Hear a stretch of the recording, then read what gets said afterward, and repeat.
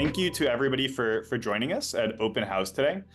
Today we're going to be talking about 5 mistakes brands make when running marketing experiments, lessons from evaluating $1 billion plus in marketing with our special guest, Joe. I would say probably if I'm pretty conservative between the two of us. We've probably managed experimentation programs for north of $10 billion $10 billion in marketing. Like, I think it's probably a relatively conservative estimate, actually. Both a testament to how much we have done here, but also how much money people spend in marketing, which never ceases to amaze. But Joe, because you're the special guest, why don't you give a little bit of background to everybody on of who you are and why you're here? Yeah, absolutely. So I'm the head of science here at House Analytics. I did my PhD going back to front. I did my PhD in economics at the University of Oregon, where economists really focus in like as a subset of data scientists, we really focus in on incrementality, causal inference, and causal identification, which means we really care about getting the right answer to if I make this decision, what will happen next. Uh, and and after that, I got dropped in the middle of Amazon's large internal marketing measurement organization. There was internal MMM, internal MTA, internal clean room matching sort of analysis, and then, like I was saying earlier before to Zach, the small bit of code and disappointed stakeholder for regional testing. I built up that science product and then the team around that science product. And by the time I was done with that team, we were supporting multiple business lines in the US, the EU, LATAM, and APAC by the time I was working off the team. And then another project that I had while I was there is I had to go through each one of our internal models and integrate them all with and when I say all the models, the MMM, the MTA, the clean room, and integrate them all with the central long-term value strategy that Amazon had. This was a goal from Bezos and Mr. X when he was still CEO at the time. After that, I worked in pricing and promotions optimization and Prime Video for a little bit on rentals and third-party channels. And while I was there, Zach called me and said, "Hey, there's all these privacy changes, there's all these industry changes coming. I think regional testing, experimentation, and econometric analysis are going to become much more important for the industry and for making the right choices. What do you think about that?" And I said, "It's funny you ask. I've done all that, and so now I'm here." Awesome. Yeah, it's particularly amazing, I think, at the size and scale of someone like an Amazon, where the reality is when you operate at the size of and scale of Amazon, you're really doing everything. You're doing regional experiments, you're doing MMM, you're doing your own MTA infrastructure, clean room experimentation, or clean room testing. The funny thing is just like often experimentation is sort of the piece that brings everything together and kind of underlies a lot of those other systems. So I think really valuable experience. And in that, Joe, you've run hundreds, thousands of experiments in your career, certainly thousands, like across different domains. We've distilled a lot of these learnings into a few major points. Five that we'll go through, but then also we can kind of just continue dialogue and kind of chat through. But one of the main points that you brought up was that as folks go down the world of experimentation, they don't consider bias and precision before executing. Mhm. Why is this so important to you? And what is it that you think people get wrong by doing this incorrectly? Yeah, absolutely. So bias and precision are important in that that is the gap between what your model or your analysis is going to give out and what the true effect was. And so if it's bias, it means that on average it's going to be off. And then precision, it means even if it's on average, it's right. The answer could be bouncing all over the place. And so bias and precision are really important because if you do get no bias and you're perfectly precise, then you are getting the true answer every time. And so there's all these things that you can do, all these choices you can make in how you design your experiments and how you look at the data after the experiment that really influence your bias and precision. And so there's a lot of upfront things and there's a lot of things after the fact with the analysis. And something about the upfront things that's important to see is that you have strategies where people do like isolated match markets. We're going to take just like a couple markets versus a couple markets or one to one. Or they do things like say like, okay, we're going to have a 7 cell test And there's really like good reasons to want to do those kinds of things. Match market, it's like, hey, let's like limit the blast radius of this experiment and the possible opportunity cost of turning off media in different areas. And the 7-cell test is like, hey, like let's get a lot of learnings really fast and then double down.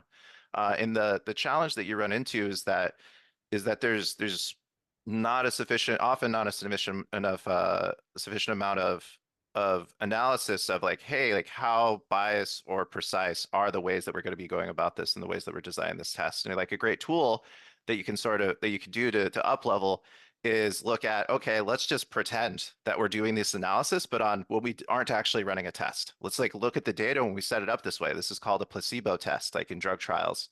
Uh, and and when you do that and you see how much the results are actually jumping around without you running a test, that traces out, wait, how imprecise is this actually? And what you want to do is be able to make your designs and your analysis such that in placebo you're fairly on target, so that you know that when you go and you do your test and it looks far outside of what you typically see when you don't run a test, that is something that's much more that's much more compelling. Just to go one step up, like what is a placebo test? Yeah, a placebo test is a situation where you set up all the data, all the analysis, you select your controls in the same way that you would if you were running a real test. You were going to change that media, but you actually don't do any changes, or you make sure that the two groups that you're comparing are the same. Other times, you'll hear people call it an AA test, as in, yeah, A is the same as A. Now let's compare A and A together with our analysis, and that lets you be able to see like just what is the natural amount of noise and imprecision that you get for the strategy of how you're analyzing the data. When I worked at Google and on the conversion look product, I worked with an advertiser who spent in the neighborhood of $30 million just validating AA experiments of the embedded conversion look product because before you start making these types of decisions with these outcomes, you need to be really certain of what it looks like. And I think one thing that kind of comes to my mind as you're speaking through this is that I think a lot of companies will say they do like an experimentation program or they're testing and learning. And like, I think general efforts in this direction are a good thing. But I think one of the most dangerous things that I've seen is that companies run, say, bad experiments, but like incorrectly powered, thought through, like experiments that would lead to a logical outcome. And then they've run that experiment and they think that it is actually pointing them in a direction. But the reality was they didn't run it in the way that actually makes the results trustworthy. And then if you don't make them trustworthy, then it's actually more dangerous to have an experiment result than no experiment result. Because if you have nothing, you can say, hey, we're not sure, but this is the direction that our intuition points us in. But if you have an experiment where it's actually not instructive of what would happen or how you should shift your media, um, that data point can lead you very confidently in a wrong direction, which I think can be quite challenging. Mm. Yeah, that's right. Was that something that you guys ran into with at Amazon at all, or because I know, like in a perfect world, you're able to run the types of experiments that we run them into high degrees of precision, high confidence. However, there is also sort of what I'd call the we just need to make a decision framework of Mhm. like, hey, we just need to move fast. Like, how have you kind of managed that before in your career? Yeah, absolutely. I think this kind of segues into the next topic, that the next thing that we're going to talk about, which is um this model of pre-commitment. So like there's a challenge that you run into, which is when you do need to make a decision and you are running these tests that maybe are underpowered, you might be doing things like changing the way that the model or the analysis done is drastically based on the results. And when you're doing that, there's a very authentic version of doing this, which is, hey, we need to make a decision. We want to know that we're doing this analysis in the best way we can, and so let's see a lot of different ways that we could look at it, and let's think about different ways that we could look at it and try it out. And the sort of trap door there is that because these analyses can be imprecise, you really subject yourself to a lot of wheel spinning and a lot of like, hey, like when we're doing that, we'll see the numbers bouncing around, and then we'll go like, oh wait, but which one do we think is the right way to do it? And so these two things of hey, let's think about bias and precision before we execute and how our method, like how we're going to do this operates in outside of the results of a specific experiment. And then when we do get to the results of a specific experiment, we want to be making decisions on how we do the analysis outside of those results. Hmm. I think, yeah, I think this is like another. I remember when we first started talking about house, this isn't just experimentation. Like MMM has a lot of these challenges. Like a lot of marketing measurement is like ultimately there's this decision of like how do you give the stakeholders what they're looking for, and you know, often there is a way in the world of analytics or data science of like, oh, let's just change this estimate. Let's just remove this data. I think that region is not acting usually up, all of a sudden the outcome is what like a stakeholder wants it to look like. Is that kind of like the type of thing that you've seen before? And I guess like I'm curious, like, from the position of a company like House, how do we try to address it? Yeah, so right, the like I said, the authentic version of this is like these are important decisions and you have to make a decision. The business needs to move forward. And so you really want to be diligent about how you're doing that and how the data is informing it. Absolutely. There is like an inauthentic version that I've seen. And by the way, like I I've worked with lots of smaller, medium-sized businesses that I feel like I haven't seen a drop of this. Very, very large companies, like in my experience, this is actually quite common where you have a leader that knows, hey, there are different types of ways to do the analysis, and I can get a result that looks better for the team if we over rev on that. And so, like, how do we handle that or think about that in house? It's really the big keyword that you might hear me say, or that you might see in a lot of like our marketing material about how we do things. It's hands-free, meaning that we set up our pipelines, we set the way we configure the analysis such that a human is not in the loop at the end of turning knobs, pushing levers. It's not a Wizard of Oz. It's going through a series of gates where it says, okay, if the data looks like this, do this. If the test was designed this way, do that.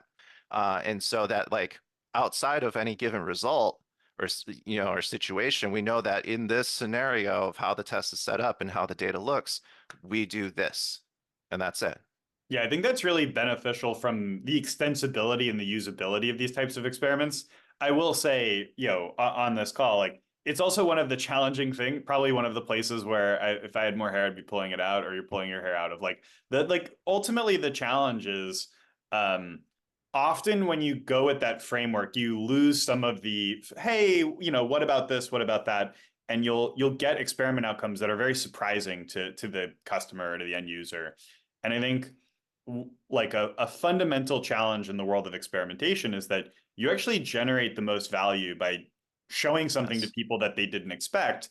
However, you create the most confusion when you show something to people that they didn't expect. And it's like, how do you play that framework consistently? And I think from a a platform perspective like ours, we try to say, this is the way we do things. There is this hands-off approach. It is like the models generating these outcomes so that we're not fitting the data to a specific narrative or story. But what that means is, ultimately you might get things that you're surprised by, which is really the whole idea of experimentation. But I think in my experience, like that sounds a lot better than the reality of it when you're sort of like trying to put these things together and you're in a framework where your intuition kind of deviates from what the data might suggest.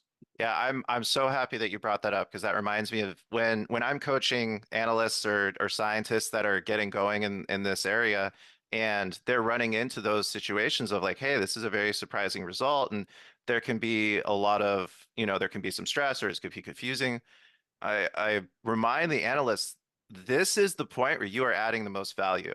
Like when these situations comes up, that means you're adding value.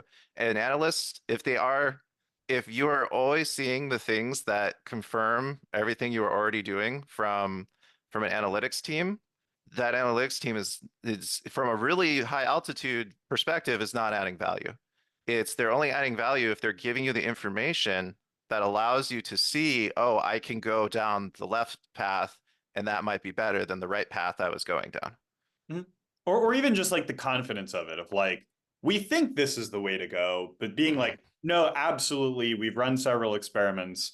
Like, I mean, so often, just for us as a business, we will see whether it's like TikTok or YouTube, we'll see like view-based conversion channels like having a pretty different deviation of their business impact from what is reported in the platforms themselves.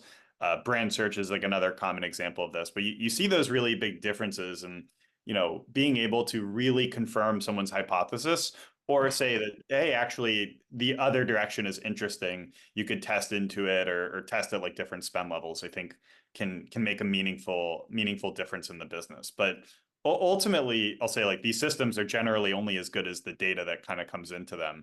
So I'm curious, like the third point you had was that their KPIs don't line up with the customer action they're trying to influence.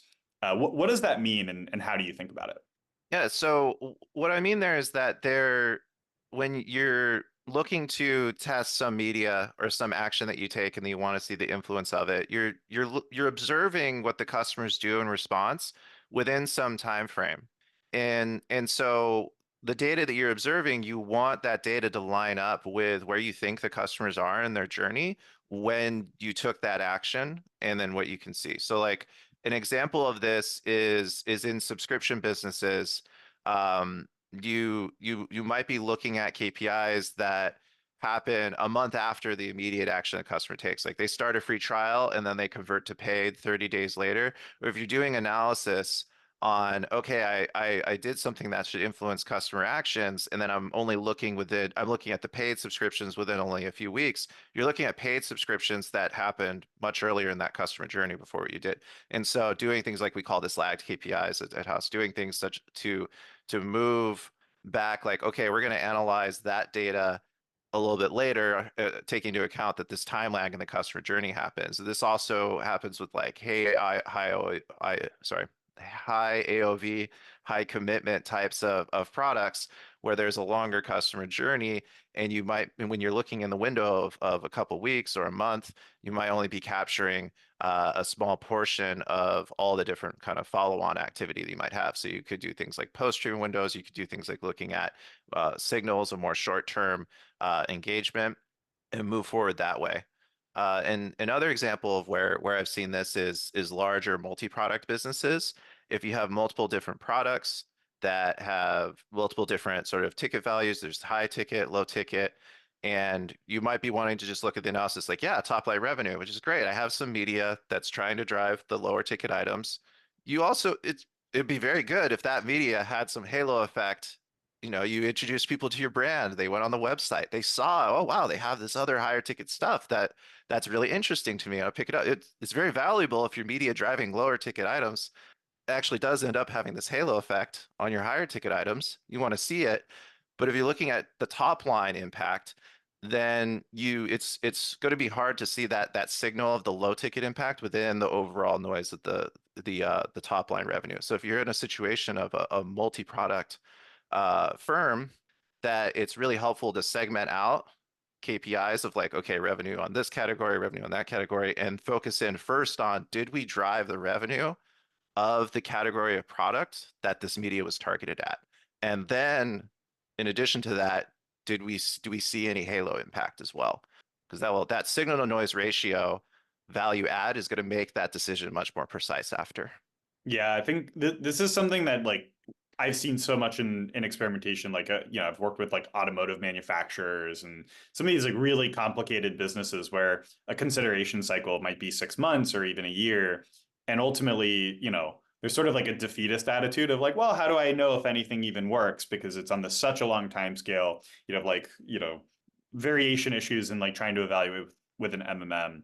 Often, what we tried to do is look at different levels of shallowness in conversion actions and then backfill with the data like, hey, we realize this is just going to the car builder. We just realize this is going to the website. Often that's not, you don't want to necessarily be driving all of your decisions off of that, but ultimately that's the data that you can get a clean read on. And Mm-hmm. the data is the data. There's also potentially other benefits of building first party data collection, building remarketing lists off of your website so that you can target folks with different types of messages and creative that comes later. Another thing that I've seen, uh, I'd be scared to call this too strong of a claim because I've seen this with like a couple different companies from when I worked on back end infrastructural products on the publisher side. But often in my experience, the percentage lifts don't even change that much from earlier to later. It's more that the number of volume that comes in Mhm. stays consistent for a longer period of time. And then that drives a pretty significantly more efficient cost per incremental acquisition than seeing like, hey, actually the percentage is growing and growing. It just might be that percentage of lift could be stable outside of the experiment window. And that is what can drive a lot of efficiency gains for a business. Yeah, or even if you have 100 sales every month, and the first month you see 5 sales, that's 5% lift. And if the second month, if that media had also driven 2 sales, it could be the percent can even be growing, but now you're looking at a CPI, sorry, a cost per earning 7 as opposed to a cost per earning 5. Yep. So right, it could be a huge difference. It can be a really really significant difference and because even that just say 5% it's consistent.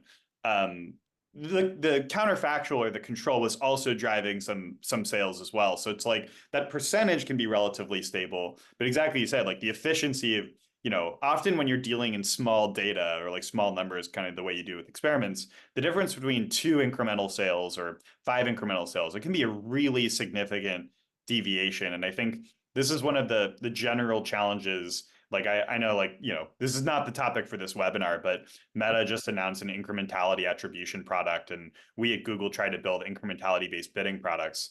And often the challenges that these infrastructures run into is just there are so few incremental outcomes relative to non-incremental outcomes on almost every business. Like if you have like a 2% incrementality rate, it's really hard to train a model on 2% of the data.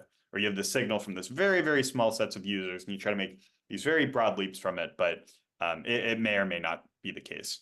Um, Another point, Joe, that you hammer in on, and I'll say we as a company, I'd say like among all of the topics that we're talking about today, I think this fourth point is the one we often talk Mhm. about people getting wrong the most, of just people targeting statistical significance instead of retesting or saying something is good enough.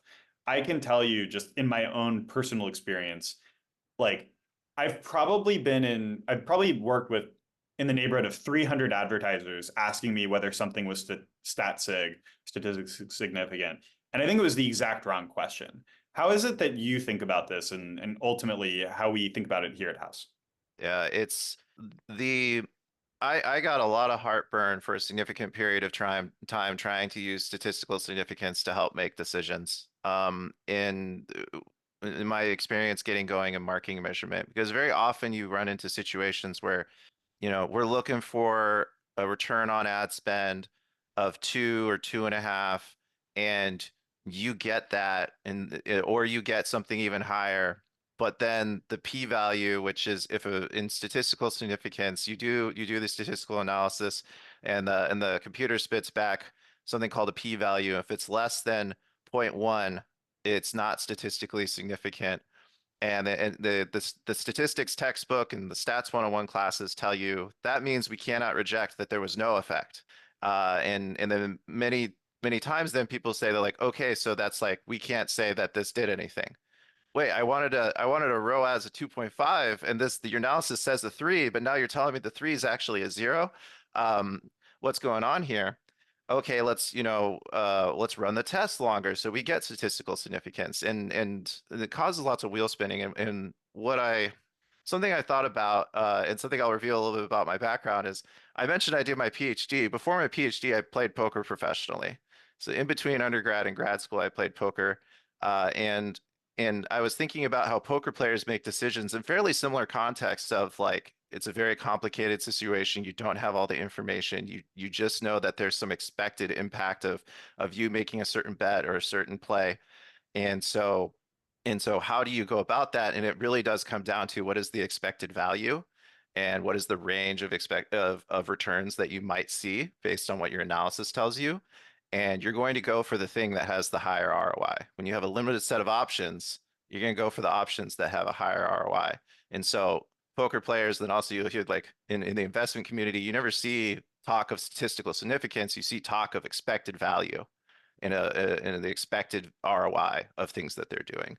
And so it's kind of learning a little bit more about that and about decision making and statistics in that situation, and also talking to a lot of other um, really experienced and brilliant scientists that were around me about their experiences with informing decision making came down to for me personally, and what I really recommend is to not use statistical significance to help you make a decision on whether or not something is working for your business. Yeah, it's funny. I've thought about this a lot with regards to like confidence intervals where someone will say like, "Oh, well, you know, you have the upper bound and you have the lower bound." And well, how do I make a decision with this framework? What if it's wide? You know, obviously if it's narrow, great, everybody knows what to do. But I think often folks don't think about the fact that the distribution of outcomes is not equally distributed across that interval. It's Mm, more around the point estimate. And I think directional information can be really helpful if you like, you know, in the world of you know, you're a professional poker player, but if you think of like sports betting generally, I think the most successful sports bettor of all time is at 55% or give or take. And it's if you can make a large quantity of 55% outcomes, that insight really compounds over time. And I think ultimately the statistical significance was never made to be a decisioning tool or like informing business decisions. I don't know if you like know the history of this, but like I know like certainly with like randomized control trials in medicine, like there's a very different outcome when you're trying to be mhm. absolutely sure someone has cancer or doesn't have cancer because the treatment or the recommendation you give them really adjust their life.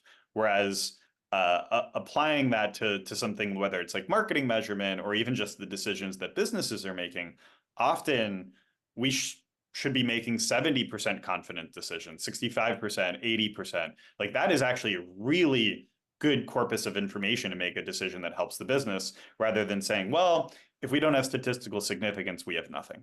I think that's a really extremist point of view.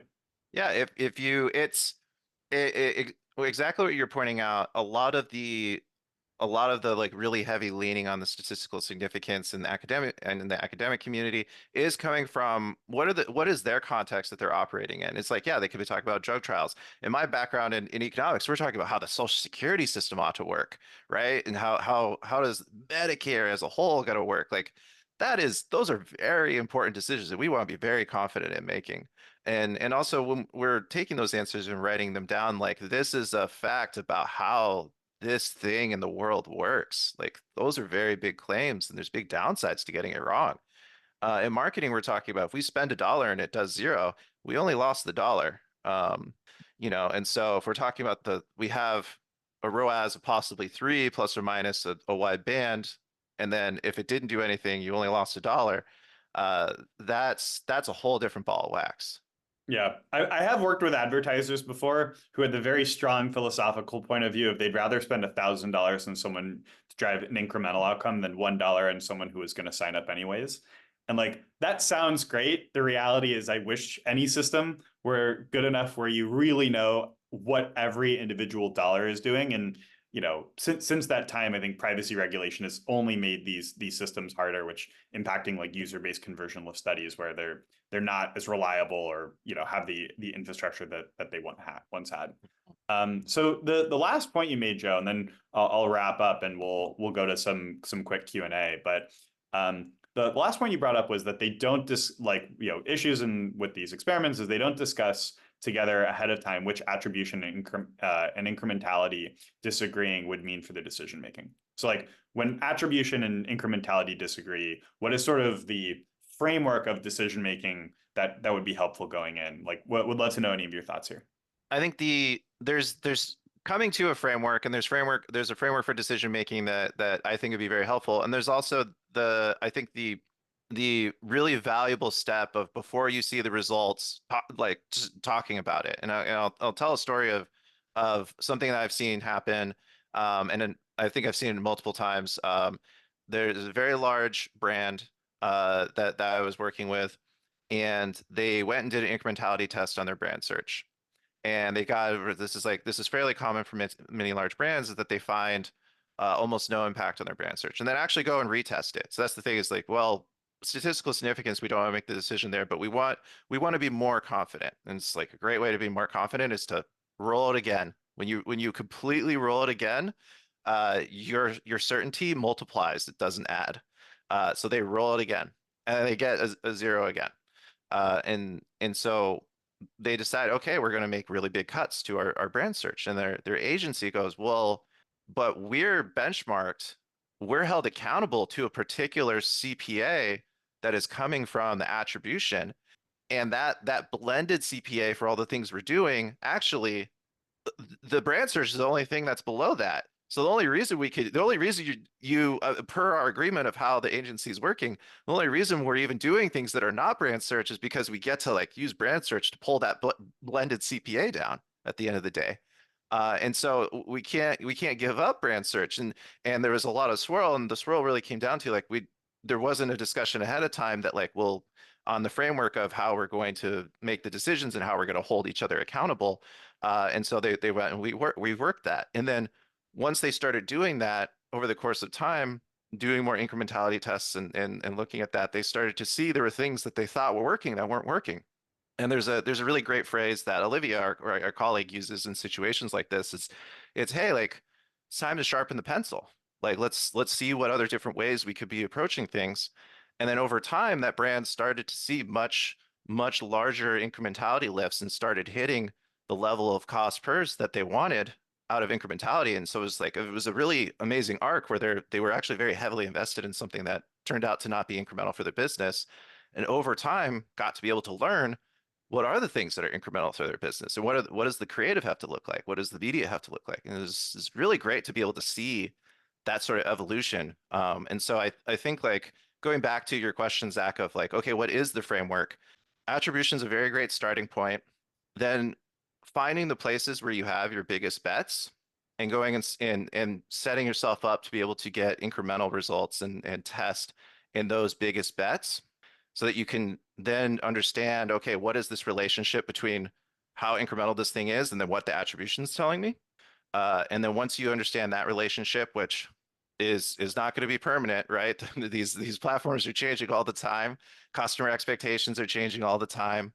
But you'll understand what that is in that moment, and then you can progressively drill down to, okay, I know where things are working, I know where things are not working, I know where I want to test to, I want to make this work better, or I don't want to make this work better. I'm going to try something completely new.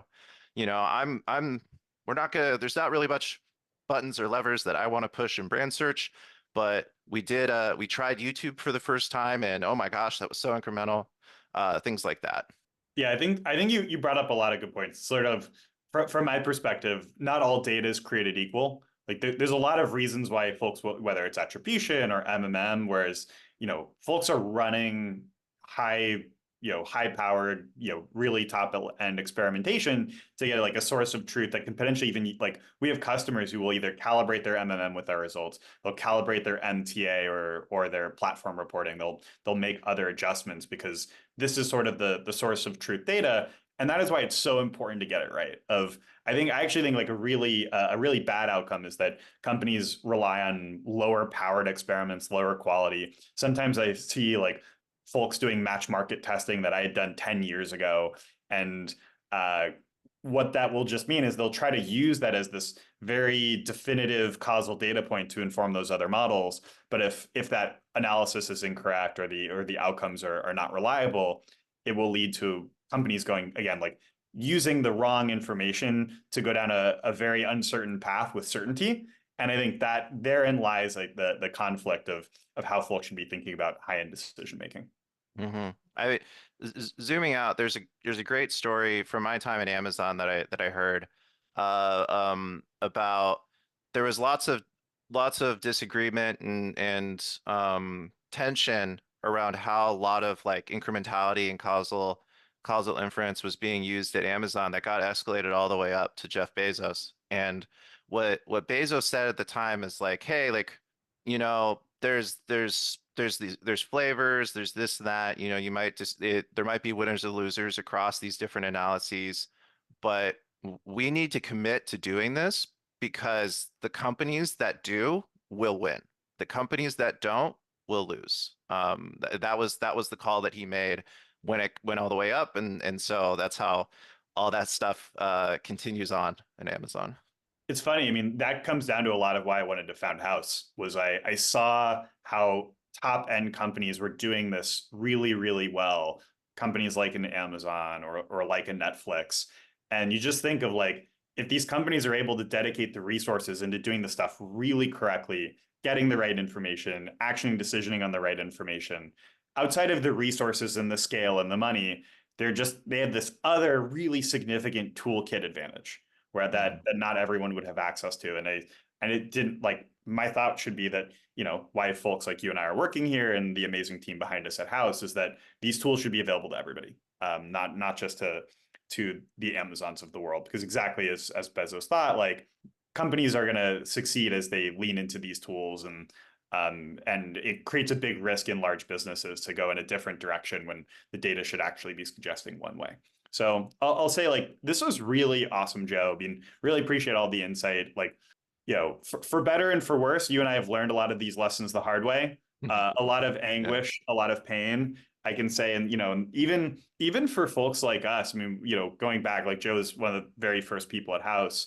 Um, you and I still had run billions of dollars in experiments, and then getting started in this, like there's just so much opportunity for things to go wrong or not to be what you expect, and how to make robust systems where and something that you say again, like over and over again, it's just like data scientists like beating their head into the wall because there's so many things that can go wrong or corner cases. And then Mhm. often I think a place we try to be better is like, you know, in building House the right way and making this tooling available to everybody in a way that's useful for them. We've had to go through a lot of weird deep dives and corner cases and like build out our product because we don't just peanut butter results and say, oh yeah, it's all good. We really do try to get to the bottom of it, and I think that makes a big difference for our customers. Any last thoughts before I conclude and go to Q&A?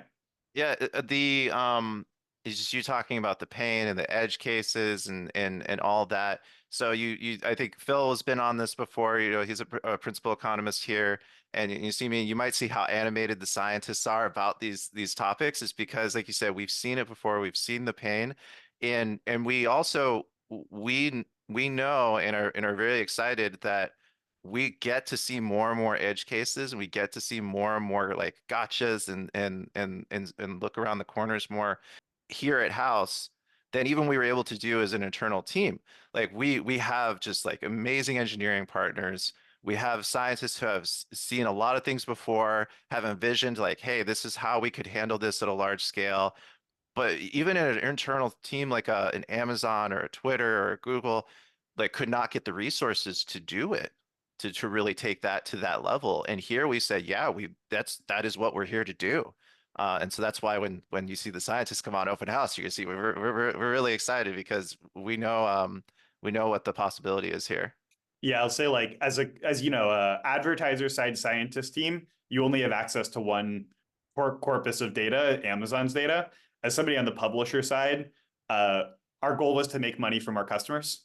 And I think Mhm. those like we saw a lot of things, but it was always like, how do we get more money from customers? Like that is the goal of ad platform. So yeah, it is pretty amazing to see all of these corner cases, all of the different use cases and how it all works. So before we go to Q&A, just want to announce like quickly, we have our next open house meeting in a few weeks. We're going to be mastering mobile app measurement and with insights from TextNow and VSEO with Noah Gutterman, Senior Director at TextNow. Really amazing forward-thinking marketer, really deep diving into the world of mobile app measurement and how using incrementality and experimentation can make a lot of value for businesses. And then lastly, to say, we know this was a very dense one. I think this meeting more than most. We dug into some fairly complicated topics of how these systems should be working and really unifying statistics, econometrics, and decision making. So we're going to make this available on YouTube for anybody if they want to watch and dig in more.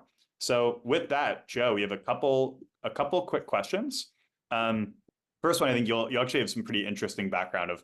Have you seen marketing and product experimentation? How have you seen marketing and product experimentation interact? So, for example, I've run a geo-based pricing test where the treatment was an algorithmic price increase. We noticed over time the marketing budget was increasing spend in the treated Mhm. regions. So just sort of like broadly, pretty dense question, but the idea of how do you think about product experimentation interacting with geotests and marketing experimentation? So this is one of the things that is really highly valuable about geotesting is that you when you have this higher granularity of like, okay, we're going to look at the market level impacts for some significant period of time, not just like a session or not just um, not a zip code. You get to see these market effects, right? And the market effects are the things that have that final say in your business. And so we've seen marketing and product experimentation interact. I've seen especially price changes or promotions interact really strongly with marketing.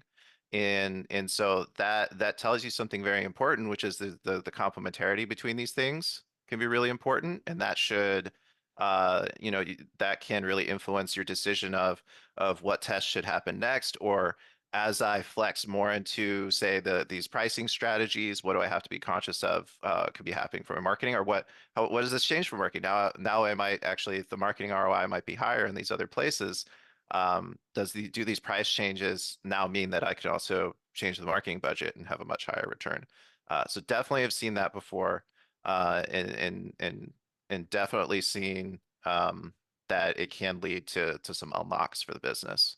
Yeah, it's really funny to think about this because um, I feel like we've seen for a lot of companies, um, there is a really tight relationship between pricing and marketing activity, or like marketing efficiency or effectiveness. I was just on a panel with one of our customers recently where they ran an experiment where they dropped their marketing spend 50% during a promotional period, and they found only a 1% drop in sales. Whereas in any other period, like there'd be this really dramatic deviation. And I think ultimately if I was recommending, experimentation or thinking from the business side, I actually think experimentation and marketing and product should be very aware of one another. Like contextually, I think if you're running an experiment during a period of time, you can potentially even design your experiments so that they're able to be worked in the same way or in the same time period. You can also, when you're using something like geotesting, what's great is you can have multiple cells of an experiment, and those cells could actually be different parts of a business too. Like one could be a pricing experimentation, the other could be something in marketing, where you're able to control for different holdouts. So I think ultimately the more thoughtful companies are about what they're trying to test, what they're trying to do, and how that can lead to the right outcomes, it makes a big difference for businesses. Anything else to add? Otherwise, go to the next question. We can go to the next question.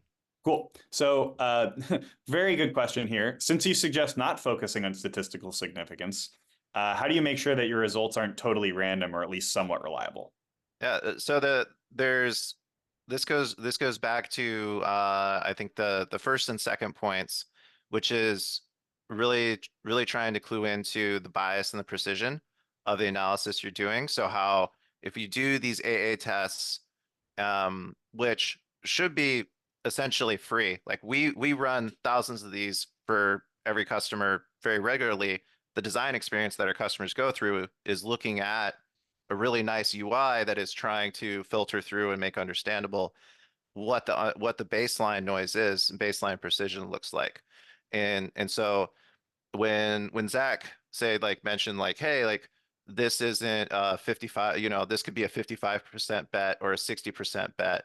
Um, and that could be very valuable, right? When you're starting to approach the precision aspect will tell you um, will really influence a lot of that. And so as the like say the imprecision bloats out, like the confidence interval gets wider, then that's going to get lower and lower. And if you think about what's this asymmetry of hey, like there's things that could be really positive that are happening, there's things that could be really negative. The downside is fairly capped. And so if you kind of do a lot of that math and then look at what the statistical significance filter implies, it's implying that you're looking for 80% bets, 90% bets. It's implying that you're treating this as if the downside could be 10 times the upside, which is just not true in marketing. So if you kind of paper pencil a lot of that out, you can see that you can really see situations where this precision thinking about it in terms of precision and bias can really help inform the decision making. Awesome. So another question, and you and I will both have some good thoughts on this, is just have you seen anyone do experimentation well in-house on their own? If so, what do you need in order to do it well? Um, I'll speak for myself going first, and then Joe, you feel free to add more. Like one of the reasons I wanted to create House was to give everybody the opportunity to build these systems, and like that's actually what the reason why we're called House is bringing capabilities in-house to businesses. Um, Absolutely, I think companies can run a well-run internal experimentation program. I think the challenge is it is super hard. It is very expensive data scientists, economists, engineering infrastructure and tooling to build reliability of experiments, a tremendous amount of coordination and buy-in from the marketers, from leadership, from finance, all of the different stakeholders. And then getting to an outcome where, we spent a lot of time today talking about like the reliability of outcomes and how to think about data. The clearer you are in the decisioning framework and where you're going next and the way in which you interpret information, there's just so many teams to not be sure about the direction when you're doing it on your own.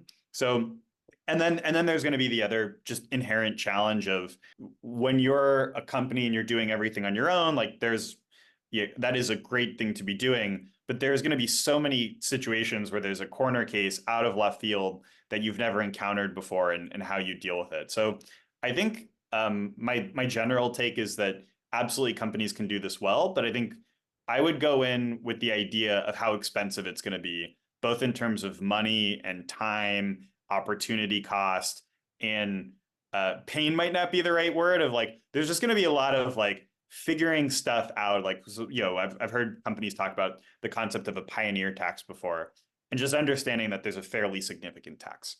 Yeah, it's very expensive. It's going to take a lot of time. Right? Zach and I were talking about all the pain and all the learnings. How many years until we felt that we were very comfortable and convicted about how we approach these things after seeing a lot of reps. And the risk is, there's a significant risk too in finding the talent to be able to do that in-house. Like it is really strong data engineers and data scientists are very expensive. And I've recently been looking through like data science graduate programs and things like that. And just the data scientists are not trained to do this stuff. They're trained to do a lot of prediction. And so the talent pool is very fraught. It's tough to navigate. Maybe for a follow-up house session, we'll talk about the difference between prediction and estimation, because I think Yeah. that is a huge differentiator for us and how we think about the world. But Mhm. another good question, for folks who are thinking about starting incrementality measurement, how would they get started for building a global learning agenda? Which methodology to use? How to think about which use cases? Um, I'll start pretty broad here, but I think ultimately moving in this direction, whether you partner with a company like House or doing it on your own, like generally it's a very good idea. There's no one I wouldn't recommend it to. I think the place that I would really start with is understanding different methodologies of tools and their pros, their cons, when to believe them, when not to believe them. Because like we hear this all the time of somebody who'll do something in MMM and they're trying to like garner some outcome from their MMM model that is not actually what an MMM is doing, which is like predicting like the next month's revenue or what, however the MMM is configured. Or they'll use a user-based conversionless study and not understand how it's treating iOS traffic, or they're doing geo experimentation and not understanding, hey, we can only run one of these at a time, or maybe two, depending on the size of the business. Like everything has pros and cons. And ultimately, the way that I would go about it is I would align the biggest company priorities, the things that are going to change the trajectory of the business the most. It could be the places you're spending the most amount of money. It could be the things that are most strategic. I'd have really robust, geo-based experimentation for those types of solutions. And then I'd have lower tiers of like, hey, these are situations where directional can be good enough. But I think ultimately experimentation is one of those things where you kind of get out what you put in, and putting in a lot in the upfront of just understanding the opportunities and limitations of different models, either from a cost perspective, a time perspective, a coordination perspective, and even just like the general pros and cons of these different tools make it a lot easier to think about how to sequence that in for your business. But anything else to add there? No. Awesome. One you'll appreciate, Joe. Like, so want to unpack the poker and EV analogy. You're saying marketers should lean into results of experiments regardless of stat sig, as long as confidence is over 55%. Wouldn't say we exactly said that, but how would we think about this in practice? You go first. I've got a lot to add on this one too. Yeah, absolutely. I think there's an earlier question that we talked about, the considering the asymmetry. There's another way that we can think about it, which is um, you have a limited set of options. There's only so many places you can put your money. And so think about the opportunity cost of having the money in this particular area where you did the analysis versus moving it to somewhere else. And uh, if you say if you're 55% or 60% confident that the money does belong here and that it's going to be working well here, then you should, as comparing to the other places you could put it, other things you could do it, you should feel really great. A really good benchmark that we found when we were first like talking about this is consider putting the cash in the S&P 500. In any given year, what is the chance that the S&P 500 is going to be up? Is only 60%. And is your business trying to take on a little bit more risk for potential reward than a 60-40? The answer is most likely yes. That's why you've gotten your funding, so to speak. Your investors are looking for the higher risk thing. And so that's if, I hope that's helpful. No, I think this is exactly right. It's, marketing is always a resource allocation question. If you're 55% sure this is the best place it should be, if there's another place that you're more confident in, you should put it in the place that you're more confident in what aligns to the business outcomes, or, what an expected outcome would look like and the size of the potential return to the business. Like, to your point, Joe, like, I could see a business, if you give them a 90% likelihood of driving an incremental 1% of sales, and they're like, great, that's a good thing to do. And that's fits that business's risk tolerance and preferences. But you could have another business who's really looking to grow, and there could be a 10% chance of driving a 60% increase in sales. And they're like, you know what? I think that is the better outcome for me, regardless potentially of expected value. It's just, what are you trying to do? Are you trying to grow? Are you trying to be more stable? Ultimately, these things are also, confidence relative to reward. And I think I think looking at kind of both dimensions of that. Last question, and then we'll wrap up for today. Kind of regarding PPC, is there any thoughts on the correlation between paying branded search and higher organic click-throughs, and the implications on how you communicate incrementality versus follow-on effects? I mean, I'll kind of answer this to the extent that I understand the question. It's like, ultimately, one of the great things about brand search in particular is that it's very immediate, it's very last click, it's cheap. You drive the outcome, you get this impact to your business. I remember when I was at Google, we used to share these stories about like organic and brand search together and how it drives an even larger share in click through. I think the question that I would push advertisers on, or I'd push brands on, is like, even if you're not buying branded search, like, people are still going to be getting to your website. But to the last question we were talking about, ultimately, it's a question of resource allocation. If you can spend a very small amount in brand search, and maybe it's a little incremental, maybe it's not, it might not be the biggest deal, so long as there's not a better place to put the money. If you can put the money into other channels that are driving search and driving activity, driving website visitation, that is a really good idea. And if there aren't other places that are markedly better places to spend your money, where, companies like us can run multi-cell experiments at different spend thresholds to figure out like what would happen if you actually spent more money in certain channels, I think those are the types of opportunities that help illustrate whether something like this is a good idea or not. Because ultimately, keeping your money in brand search is like a reasonable thing to do until you have a better place to put it. Or not spend it, I guess, would be the other alternative. But often folks are trying to grow their business. They're trying to do something positive. So I think that's where also like a commitment to experimentation, finding those other channels or levers for growth can be quite valuable. But any last thoughts, Joe? Yeah, I interpret this, what I'm taking from the question is, yeah, it's like, hey, like it can be super efficient, right? And it's like, yeah, Yeah. it can be. Cost is low. You know, but people are already searching for your brand name for a reason. And there are things you can do to drive that up more. And I'll give a little bit of a story or history to try to address more of the questions like, hey, like economists are coming after brand search. The there's a great article in this journal, not journal, there's a magazine called The Correspondent, where this economist Steve Tadelis, and it tells the story of how Steve Tadelis was working at eBay, saw how marketing measurement was being done, saw issues with the like not being hands-free and with people doing things where you couldn't really like placebo test or see like that it really could be getting you an unbiased answer. And he pushed for experimentation, and it uncovered that the brand search, that a very, very large brand search investment that eBay was making was not worth it for the company. And then that cascaded and caused a lot of change. And then something that this economist that did after that was some others that said like, well, okay, that was true for eBay, but like that's just one company. Like lots of different things could be going on. Let's look at a lot of different companies for search. And what they saw was that there was a separation of there's sort of a theme of two different situations. One is if it was a very large, very entrenched brand, uh, that very often it was not efficient and not doing much for the business. If it was a smaller brand that it was in a very highly competitive space where brand keywords were being conquested across competitors. So like if you once you sort of let up, you let those impressions go to your competitor who is very close and comparable to you, that could be a situation where you don't want to give up that very last touch. And that last touch is actually very efficient to hold on to.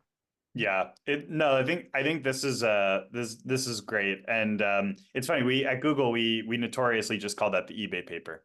But like I think the idea that brand search might not be doing what you're expecting is can be really transformative for businesses just with how much is spent there. So thanks everybody for the time today. Thank you for joining. Thank you, Joe, for being a guest, and please join for the next one. It's gonna be a lot of fun.